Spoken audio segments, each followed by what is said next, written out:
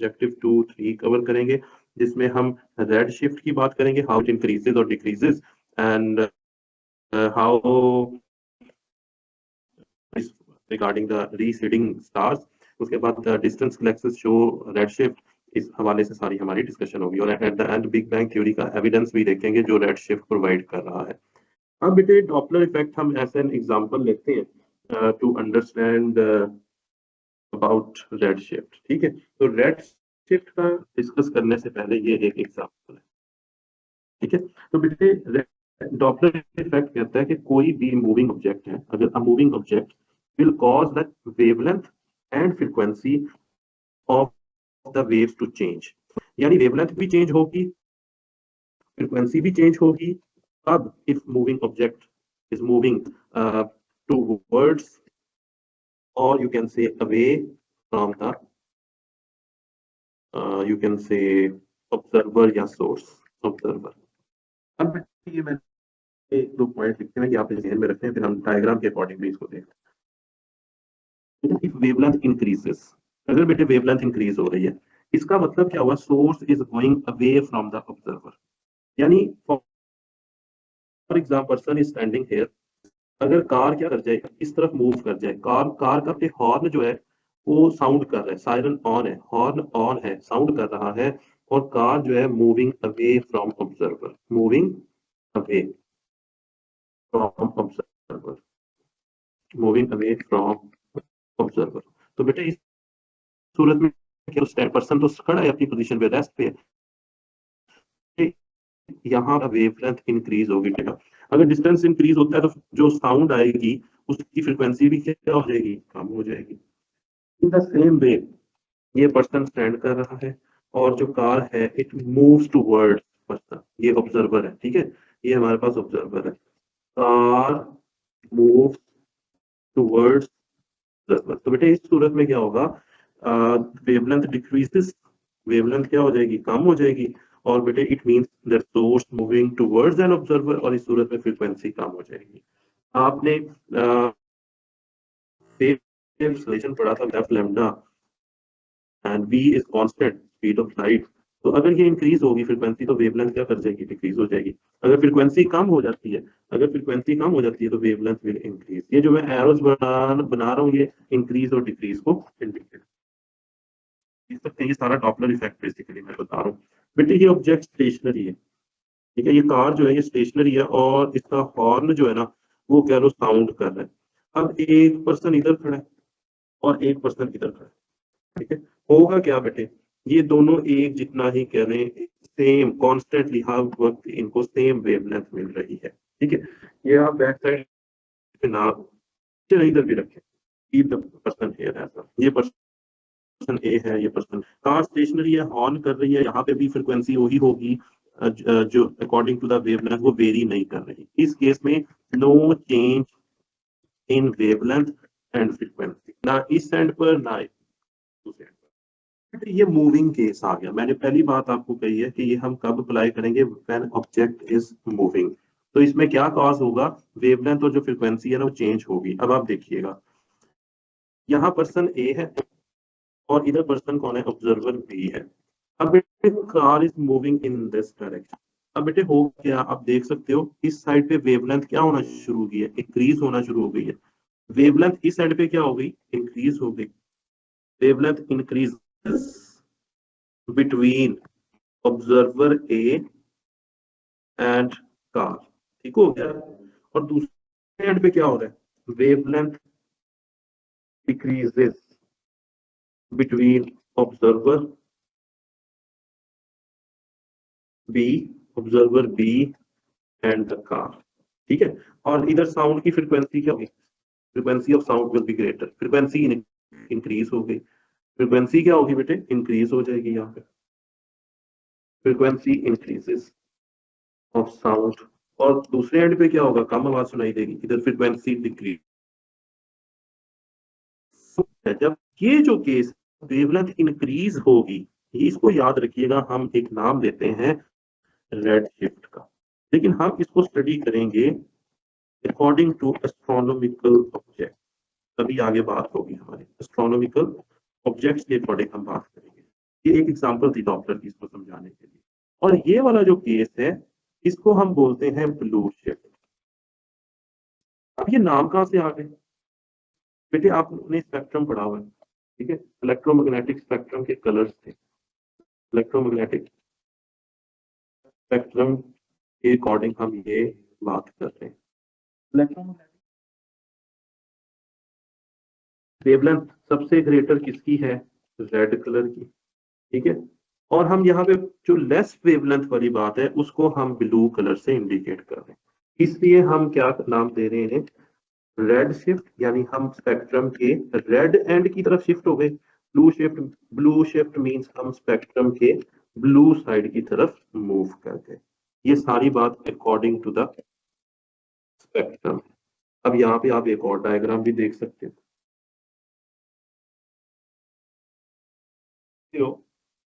ये जो लाइट, अब एस्ट्रोनॉमिकल ऑब्जेक्ट्स के पॉइंट ऑफ व्यू से बात करें, हम स्पेस फिजिक्स पढ़ रहे हैं, बुक्स तो वी आर मूविंग टू। बेटे ये ब्लू शिफ्ट है, ये स्टार क्या है? This one, it is near as compare to this one. और ये एरो ये इंडिकेट कर रहा है कि ये स्टार, ये एस्ट्रोनॉमिकल ऑब्जेक्ट अभी far away, further moving, further going away. तो बेटे यहां से जो लाइट आएगी इधर तक, वो क्या हो रही है? उसका डिस्टेंस इंक्रीज हो रहा है। डिस्टेंस क्या हो रहा है? इंक्रीज हो रहा है। अगर डिस्टेंस इंक्रीज हो रहा है, it means what is increasing? Wavelength is increasing. हम वेवलेंथ को लैम्डा से रिप्रेजेंट करते हैं। वेवलेंथ क्या हो रहा है? बढ़ रहा है। अगर वेवलेंथ बढ़ रहा है तो फ्रीक्वेंसी क्या होगी? कम होगी, फ्रीक्वेंसी डिक्रीजेस। तो इस चीज को हम नाम दे देते हैं रेड शिफ्ट का। और ब्लू शिफ्ट में इसका ऑपोजिट हो रहा है, vice versa of red shift. ये आपने याद रखा। I hope so this is clear. आप यहाँ देख भी सकते हो, light from star that is moving towards observer will be blue shifted, and light from a star moving away from observer, वो स्टार जो पर्सन से वे जा रहा है, ऑब्जर्वर है, ये ऑब्जर्वर है बेटे, जो स्टार इससे दूर जा रहा है, जैसे कि ये रेड इंडिकेट भी कर रहा है और ये एरो इंडिकेट कर रहा है it is coming towards the observer, तो उसे हम ब्लू शिफ्टेड और रेड शिफ्टेड का नाम देते हैं। यहाँ से भी ये एक एग्जांपल ले सकते हो। ये बेटे ऑब्जर्वर है, अभी हमने कहा पॉइंट लुकिंग अब बेटे क्या हो रहा है? ये जो है इसका डिस्टेंस यहाँ से क्या है? कम है, तो वेवलेंथ क्या होगी? कम, फ्रीक्वेंसी क्या होगी? ग्रेटर, यानी लाइट ज्यादा नजर आएगी और करीब सन।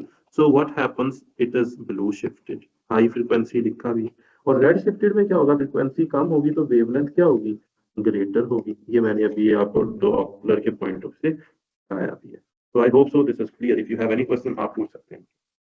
मूविंग फॉरवर्ड, अब हम इसकी एक और बात करेंगे कि मैं आपको स्टेटमेंट देता हूँ, दैट्स इट, ठीक है। अब वो किस तरह से और हम इसके में बात कर सकते हैं। अच्छा, इसमें एक और चीज है, ग्राफ ध्यान में रखें। यू कैन सी जैसे जैसे डिस्टेंस क्या हो रहा है? इंक्रीज हो रहा है। We are moving to red shift, ठीक है। Distance is increasing in the same way red shift, greater the red shift, like this. तो hope so this is clear to you, ठीक है जी। अब मूविंग फॉरवर्ड के एक और बात बताऊं आपको, हेड शिफ्ट के पॉइंट ऑफ व्यू से, इस एस्ट्रोनॉमिकल ऑब्जेक्ट के हवाले से। अब जो मिल्की वे है is just one of billions of galaxy, ये हम बात कर चुके हैं। There are so many galaxies, Milky Way is one of billions of galaxies that make up the universe, that make up the universe. हो गया, ये तो आपको पता है। अब बेटे यहाँ पर स्टेटमेंट ये है, लाइट इमिटेड, गैलेक्सीज क्या है? collection of what? Stars, collection of stars. अब बेटे लाइट emitted from बात को हम अब अपने स्पेस फिजिक्स के अकॉर्डिंग बात करने लगे हैं। Light emitted from distant galaxies means collection of stars appears redshifted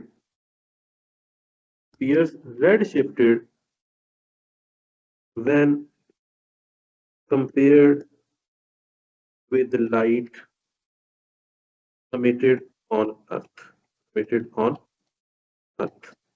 ठीक है। अब ये क्या हो रहा है? Light coming to us from close objects, जैसे सन है, क्या होगा? वो बेटे ब्लू कम डिस्टेंस होगा, लेकिन उससे sun is the closest star to us, लेकिन जो दूर होंगे उनसे हमें क्या होगा, कम, सॉरी लेट हमें लाइट रिसीव होगी डिस्टेंस ज्यादा होने की वजह से। तो ऐसे जो स्टार्स होंगे, गैलेक्सीज होंगी, उनको हम रेड शिफ्टेड बोलते हैं। तो मैं यहाँ पर एक बात लिख देता हूँ, the light coming to us from distant object, from distant galaxies, from distant galaxies क्या होगा, इज रेड शिफ्ट। ये सिर्फ समझाने के लिए डिफरेंट डिफरेंट पॉइंट्स आपके पास आपको लिख रहा हूँ। और बेटे इफ दिस इज हैपनिंग, ये डिस्टेंस बढ़ता जा रहा है, this indicates what, this indicates, this indicates that galaxies, this indicates galaxies are moving away from us, are moving away from us। अब इससे क्या होगा, ये चीज हमें बता रही है कि यूनिवर्स, अगर गैलेक्सीज दूर जाती जा रही हैं, it indicates, it indicates that the universe is expanding. Universe क्या होती जा रही है, एक्सपैंड करती जा रही है, इज एक्सपेंड। तो बेटे ये सारा थ्योरेटिकल, इसे आपने जहन में रखना है, ठीक है जी। और यही चीज किस चीज को सपोर्ट कर रही है, ये जो red shift from distant galaxies है, यही चीज सपोर्ट करती है।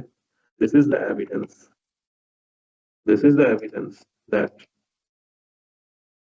The big bang theory, this is the evidence, ये जो रेड शिफ्ट वाला है, let the big bang theory exist. ठीक हो गया, ये आपने बेटे याद रखनी है चीजें। कोई क्वेश्चन हो तो आप पूछ सकते हैं, ठीक है। अब एक इधर एक और बात याद रखनी है, अगर कोई astronomical axis, if galaxies are moving away from us,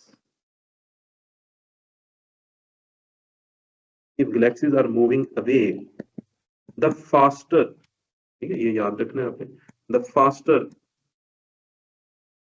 it is moving away from us, ठीक है जी, वो स्पीडली भी उतना ही क्या करेगी, मूव करेगी।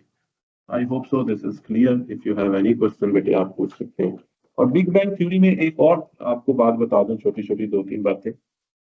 अराउंड 14, ये बेशक आप याद रखिएगा ये value, around 14 billion years ago the universe, the universe began from very small region, from a very small region। ये भी हमारे पास एक स्टेटमेंट मौजूद है। और ये क्या होती जा रही है, region that was extremely hot and dense, और उसके बाद ये सारा वो जो हमने सुपरनोवा में भी बात की थी, लेकिन वो डिफरेंट स्टेज है यहाँ पर, बस यानी कि समहाउ स्टोरी वो लिखी जाती है। Around 14 billion ago the universe began from a small region that was extremely hot and dense. तो बेटे उसकी वजह से क्या हुआ, there was a, there was a giant explosion, there was, you can say there was an explosion, ठीक है, एक explosion था, which is known as bang, which is known as big bang। और ये यूनिवर्स एक्सपैंड होती जा रही है। इसकी मैं अगर आपको एक रफ सी एग्जांपल बताऊं, बेटे बैलून की एग्जांपल है, ठीक है। बेटे जब air is not, air is not filled in a balloon, तो बेटे क्या होगा, all points are closer, all points of balloon are close to each other, ठीक है। जब बेटे बैलून में एयर फिल की जाएगी, when air is filled, तो बेटे क्या होगा, all points of balloon move far away from each other, far away, ठीक है, further away they move। तो ये चीज इंडिकेट इसी तरह कर रही है जैसे बिग बैंग को रिप्रेजेंट किया, ठीक है। बैलून इन्फ्लेटिंग जो हो रही है वो बलून में इन्फ्लेशन जो हो रही है व्हेन एयर इज फिल्ड, ठीक है, इन्फ्लेशन होगी ना, तो उसमें क्या हो रहा है, all points are moving away, तो all points of balloons move far away, this thing is similar that galaxy universe is expanding, ठीक है, जैसे जैसे गैलेक्सीज दूर जाती जा रही है, तो ये बात सारी इसको सपोर्ट करती है कि यूनिवर्स भी एक पॉइंट से स्टार्ट हुई। So this was the all regarding space physics. I hope so. If you are done with this, आपको ये सारा help out हुआ होगा इससे। अब हम इसके questions भी करेंगे whatever we have covered in this. Take care. Bye.